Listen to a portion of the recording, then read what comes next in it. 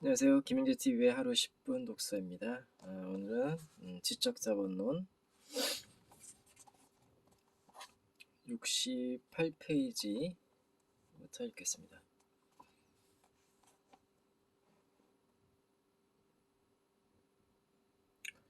서적 그 자체를 판매하려 하기 때문에 서점의 위기라는 사태를 불러오게 된 것이다. 서점 내부의 전경을 머릿속에 떠올려 보자. 매장으로 들어가면 가장 눈에 띄는 장소에 설치된 매대에 갓 출간된 잡지들이 쌓여 있다. 그 앞에는 신간, 단행본 등이 진열되어 있고 더 안쪽에 출판사별로 분류된 문고본 책장과 신서 책장이 위치해 있다. 여행 가이드북과 참고서, 사전, 만화 등은 또 다른 공간에 놓여 있다. 이것이 기성 서점이 일반적으로 매장을 구성하는 방식인데 이상하다는 생각이 들지 않는가? 예를 들어 긴 휴가를 앞두고 유럽으로 여행을 갈 계획을 세웠다고 하자. 그럼 어느 코너로 가야 할까? 서점 안쪽에 여행 가이드북이 진열되어 있는 코너일까?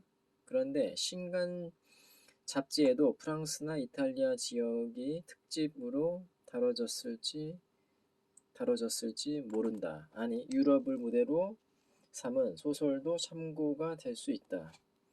그렇다면 문고본이 진열되어 있는 책장으로 가야 할까? 만약 해당 지역의 문화적 배경을 해설해 놓은 책을 찾는다면 신서가 진열된 서가도 한 번쯤 살펴보아야 할 것이다. 즉 서점의 매장은 고객을 우선적으로 생각해 구성된 것이 아니라는 말이다. 잡지, 단행본, 문고본 등의 분류는 어디까지나 유통을 하는 쪽의 입장에서 이루어진 분류다. 유통 과정에서 정해진 그런 분류를 매장에 그대로 도입하는 이유는 고객의 욕구를 돌아보지 않기 때문이다. 그곳은 단순히 판매를 하는 판매 장소일 뿐 구입을 하는 구입 장소가 아닌 것이다.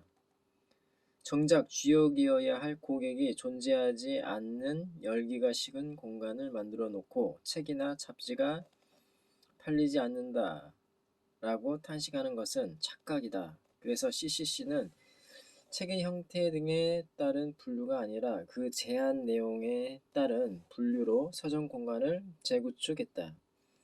이것이 서점의 이노베이션이다. 지금 다이칸야마 츠타야 서점을 방문해 보면 그곳은 여행, 음식과 요리, 인문과 문학, 디자인과 건축, 아트, 자동차 라는 식으로 장르에 따라 구분이 되어 있고 그 안에서도 내용이 가까운 것들끼리 단행본이든 문고본이든 틀을 넘어 횡단적으로 진열되어 있다. 그렇기 때문에 이곳을 방문한 고객은 유럽을 여행한다면 이런 문화를 접해보는 것이 어떻겠습니까? 라거나 건강을 생각한다면 매일의 식사를 이런 식으로 만들어 보는 것이 어떻겠습니까? 라는 제안을 받게 된다. 잡지나 서적의 유통을 잘 모르는 사람의 입장에서 보면 뭐야 서점의 이노베이션이라는 것이 그렇게 단순한 것이었어? 하고 생각할지 모른다. 그러나 그 단순한 변혁조차 지금까지 이루어지지 않았다. 마치 츠타야가 탄생하기까지 영화, 음악, 서적을 삼위일체로 취급하는 상점이 존재하지 않았던 것처럼 유통에서의 습관은 이처럼 강하게 고착화되어 있기 때문에 손대기 어렵다. 흔히 생산자에게 가까운 쪽을 강물의 상류로 소비자에게 가까운 쪽을 하류로 부르는데 그 강물 속에 계속 몸을 담그고 있으면 어느 틈엔가 흐름에 익숙해져 상류에서 흘러내려오는 물살에 아무런 의문도 품지 않게 되어버린다. 자본론을 살펴보면 생산력이 증대하더라도 생산관계는 그에 비례해 변하기 어렵기 때문에 어느 순간부터 생산관계는 질곡, 즉 자유를 저해하는 기능을 하게 된다는 고찰이 있다. 따라서 고객가치의 존재를 최대한으로 의식해 새로운 관점에서 현재 매장의 존재를 생각하는 자세를 갖추지 않는 한 해당 매장은 그야말로 질곡의 장소가 되어버린다. 기존의 흐름에 젖어 편리하게 일을 처리하는 방식에 익숙해질수록 바람직한 자세를 갖추기 어렵다. 그렇기 때문에 CCC에는 한 가지 기획을 구체화하는 직업에 들어가면 일부러 그 분야의 아웃사이더를 담당자로 앉히는 경우가 많다. 이노베이션은 언제나 아웃사이더가 일으킨다. 따라서 비즈니스 세계에 몸을 둔 사람은 아웃사이더 의식을 가져야 한다.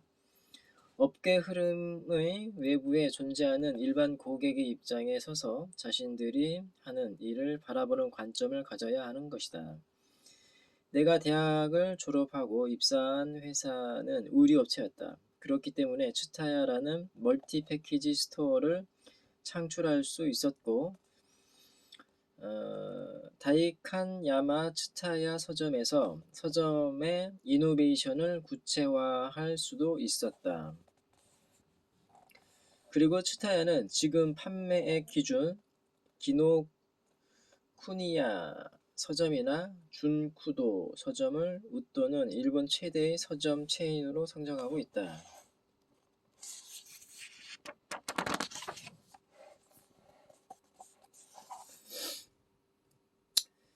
이야기를 진행하는 문맥상 서점 이노베이션의 본질은 매우 단순한 것이라고 설명했지만 실제 일을 진행하는 단계로 접어들면 결코 간단하지 않다.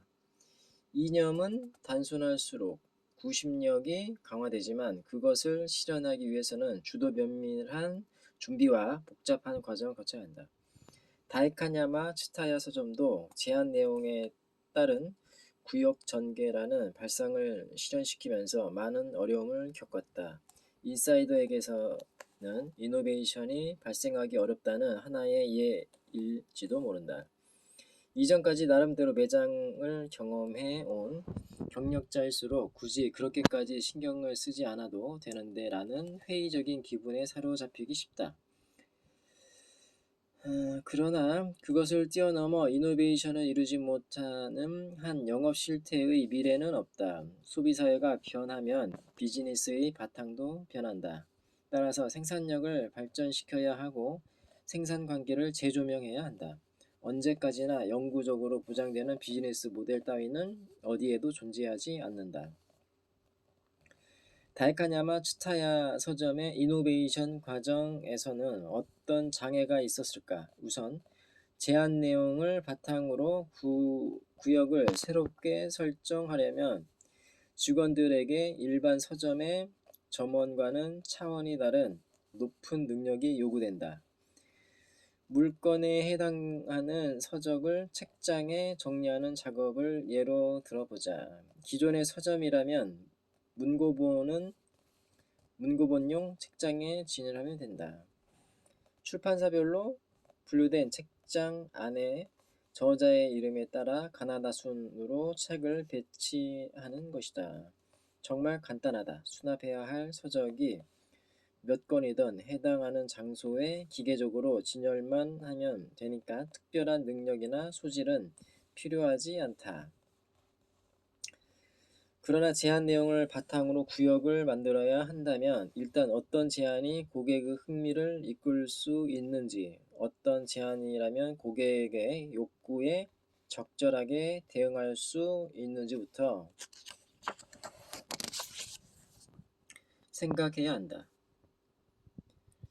요리구역이라면 의식동원의 역사와 실천에 관한 서적끼리 모아놓고 라거나 여행구역이라면 예술적 측면에서 마법의 도시 프라하를 안내하자 라는 식으로 고객의 가슴을 파고들 수 있는 제안을 몇 가지 정도 생각해내고 그 주제에 맞는 서적이나 잡지를 진열해야 한다.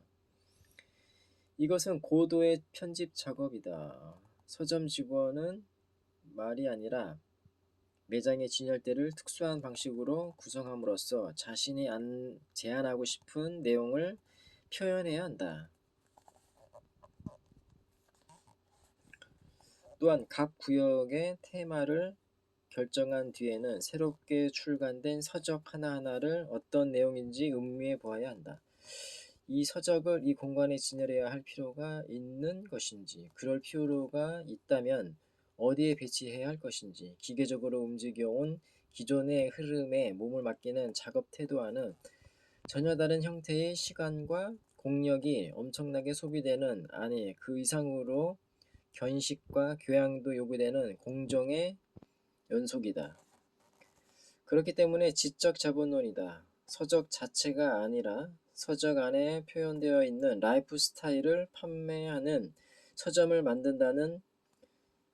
만든다라는 서점의 이노베이션을 가능하게 하는 수준의 지적 자본이 필요한 것이다. 쉽게 말하면 제한 능력이 회사 내부에 축적되어 있는가 하는 것이 중도한 척도가 된다. 예, 오늘은 여기까지 읽겠습니다. 감사합니다.